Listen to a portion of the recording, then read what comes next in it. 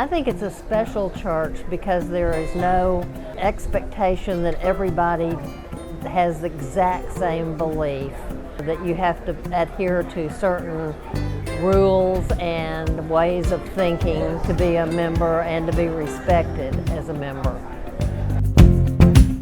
LifeWorks is an organization that works to get people off of the streets, younger people, and they have apartments that they have provided for them. Every year they do a home improvement challenge, and I worked on that last year.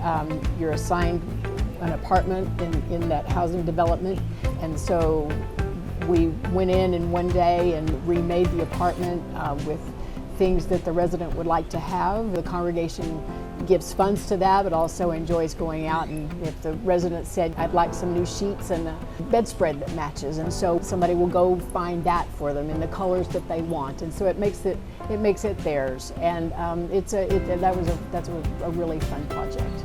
At Christmas time, they have a project called Project Holiday Help, where they match their clients, individual youths as well as family units, with sponsors, and they provide us with a wish list and a little bio about each person, and we buy Christmas presents for them and wrap them and get them back to LifeWorks. We've done that probably for about 7 years, and it's just a very rewarding thing to do. I grew up with Disciples, so I wanted to find a Disciples church for college, and then loved it so much. I'm part of the Labyrinth board, so UCC monetarily supports Labyrinth Progressive Student Ministry, which we join with several other area churches to serve the students on campus and provide a home for them to explore their faith.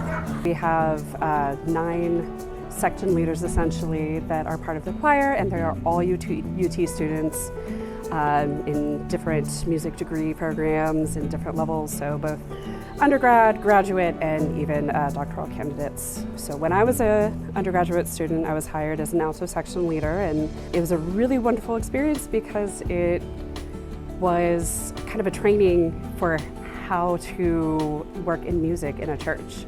It also created a community around me as a student that was outside of the school environment, which was so important and so anchoring. The main thing we have been done in the last several years is provide food. Once a month we pass out sandwiches, chips, and information about the church right up here in the courtyard to passers-by, students, professors, whoever else is going by.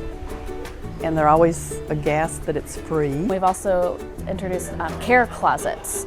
Students on campus are experiencing a lot of food insecurity and things of that nature, and so it's just a little spot that they can, like an HEB that's free. Well, we started a voter registration effort, and so with 60,000 students on the campus here, we set up a table with a tent and registered voters before the presidential election.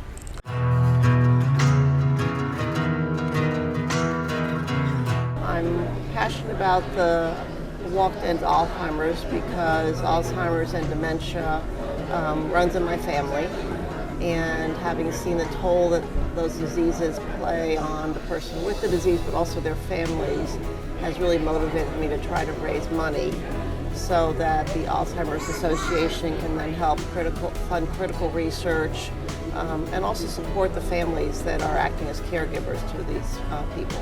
There's an organization called the Dialogue Institute, and it's a Muslim organization that tries to partner with churches, synagogues, just other organizations where you come and break bread. And we've had it several times in our fellowship hall, so we can learn about what is iftar and Ramadan and break bread with them and learn about their faith. It's just a great interfaith organization, and we usually will partner with some of our area congregations to do it together. It was an idea to make sure that if we put our money out, that it was being supported by at least one sponsor in the church, so that there was someone that had a heart for that and that followed that mission work. I'm the current sponsor for the Southwest Good Samaritan Ministries. So every year There is a reconnection to make sure that we know what their need is, and we reapply to the mission fund each year, as long as there's a sponsor, and of course the need is always there.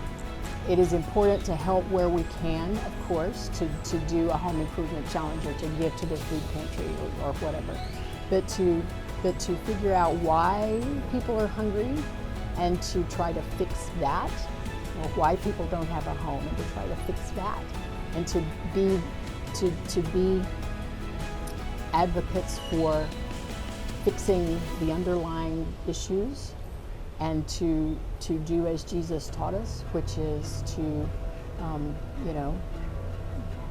help the least of these. That's what we're supposed to do.